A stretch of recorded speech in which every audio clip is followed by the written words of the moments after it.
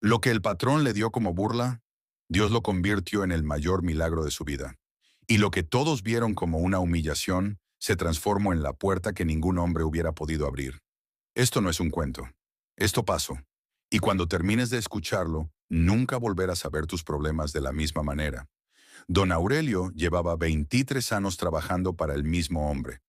23 años cargando sacos, reparando cercas, sembrando tierra ajena bajo un sol que no perdonaba. Era obrero de campo, de los que llegan antes que el gallo y se van después que la luna. Un hombre callado, honesto, de manos gruesas y espalda doblada por el esfuerzo. Tenía una familia, una esposa llamada Carmen, 3 hijos, y una casita de bloc sin aplanar que había levantado él solo, ladrillo por ladrillo, en los pocos ratos que el trabajo le dejaba libre. No era rico, nunca lo fue, pero era un hombre de bien, y eso en este mundo a veces cuesta caro. El patrón se llamaba Rodolfo. Hombre de dinero, de tierras y de apellido conocido en el pueblo. De esos que cuando entran a un lugar, todos voltean. De esos que confunden el respeto con el miedo. Rodolfo no era cruel por naturaleza. Era algo peor. Era indiferente.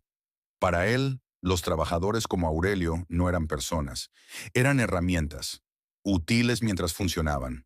Descartables cuando ya no servían. Durante años, Aurelio le pidió prestado dinero al patrón en momentos de necesidad. Una vez cuando Carmen se enfermó. Otra cuando el techo de la casa cedió con las lluvias. Una más cuando su hijo mayor necesitó una operación urgente.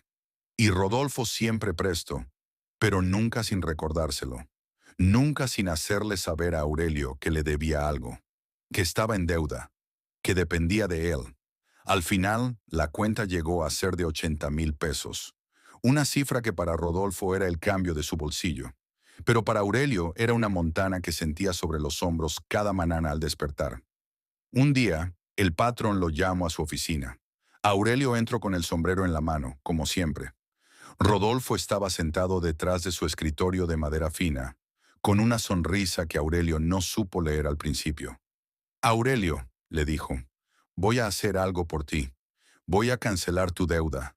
Te la voy a pagar con algo que vale mucho más de lo que me debes. Aurelio sintió un alivio inmenso. Casi se le llenaron los ojos de agua. Pero entonces Rodolfo abrió un cajón, sacó unos papeles viejos y los deslizó sobre el escritorio. Te doy el río seco, dijo, y luego rió. Los empleados que estaban en la oficina también rieron. El río seco era un cauce abandonado a las afueras del pueblo. Un hoyo largo y polvoso que hacía décadas había dejado de tener agua. La gente lo usaba para tirar basura. Era considerado tierra sin valor, un estorbo, una cicatriz en el paisaje. Nadie en su sano juicio hubiera aceptado eso como pago de nada. Pero Aurelio no rió.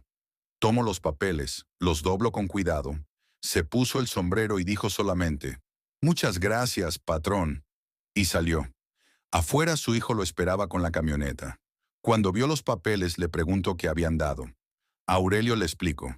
El hijo, que era joven y de carácter fuerte, se enfureció. «Apa, nos está robando. Ese río no vale nada. Es un basurero. Vamos a reclamarle». Aurelio negó con la cabeza. «No, hijo. Lo que el hombre quiso como ofensa, Dios lo puede convertir en bendición. No discutamos con nadie. Vámonos a ver qué tenemos». Fueron al río seco esa misma tarde. Era exactamente lo que todos decían. Un cauce seco, lleno de escombros, con arbustos muertos a los lados y tierra cuarteada en el fondo. Un paisaje triste. Pero Aurelio caminó por ahí largo rato, en silencio, mirando. Y cuando llegó al extremo norte, donde el cauce se encajaba entre dos lomas, se agachó, tomó un poco de tierra entre los dedos y la olió. «Esta tierra es buena», dijo en voz baja. «El agua estuvo aquí mucho tiempo. Todavía lo recuerda». Esa noche Aurelio oró. No le pidió a Dios que le explicara por qué le había tocado esa burla. No le preguntó si era justo. Solo le dijo, «Señor, esto es lo que tengo. Tú sabes lo que yo no sé. Guíame». A la mañana siguiente, empezó a limpiar el río él solo. Cada día, después de su jornada de trabajo, iba al río seco con una carretilla y guantes y empezaba a sacar basura. La gente del pueblo lo veía pasar y se reía. Ahí va el tonto que aceptó el basurero como pago. Los hijos de Rodolfo, que eran dos jóvenes altaneros, a veces pasaban en su camioneta y le gritaban burlas. Pero Aurelio no paraba. Después de 3 semanas, su hijo mayor empezó a ayudarlo. Después su hijo del medio. Luego, algunos vecinos que, aunque no entendían bien qué hacía Aurelio, respetaban su constancia. Un mes después de empezar la limpieza, algo pasó que nadie esperaba. Mientras excavaban en el fondo del cauce para nivelar la tierra, la pala del hijo mayor chocó contra algo duro. Pensaron que era una roca, pero cuando limpiaron alrededor, vieron que no era una roca, era una vena de cuarzo blanco, larga y brillante, que corría por debajo del lecho seco del río. Y en esa vena de cuarzo, visible a simple vista para quien supiera mirar, había pepitas de oro. El hijo llamó a Aurelio. Aurelio se arrodilló, tomó una pepita, la miró contra la luz de la tarde y empezó a llorar en silencio. No lo grito, no lo celebro en público. Fue directo a hablar con un geólogo de la ciudad, en secreto. El geólogo vino, analizó el terreno, tomó muestras y 2 días después llamó a Aurelio con una voz que temblaba un poco. Señor Aurelio, usted tiene un depósito. No es enorme, pero es real. Podrían extraerse entre 3 y 4 millones de pesos en material en los próximos 2 años, con la maquinaria correcta. Posiblemente más si la vena se extiende más de lo que parece.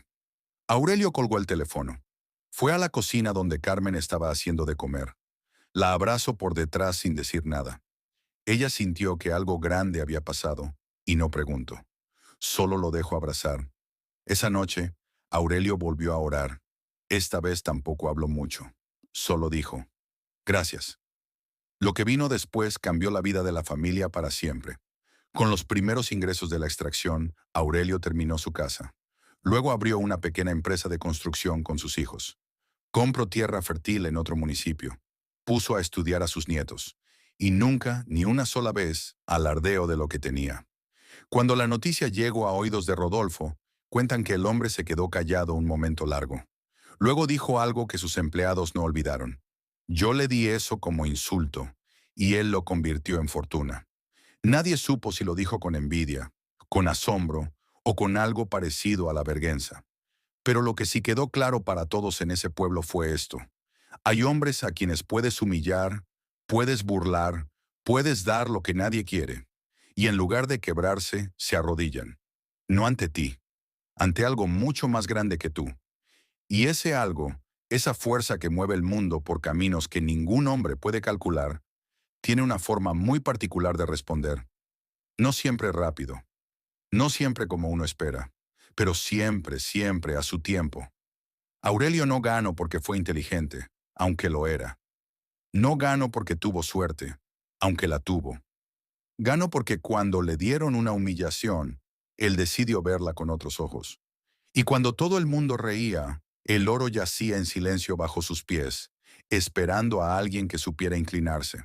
Si alguien en este momento siente que le están pagando con un río seco, que la vida le dio lo que nadie quiere, que se burlaron de tu esfuerzo, de tu fe, de tus sueños, escucha esto con atención.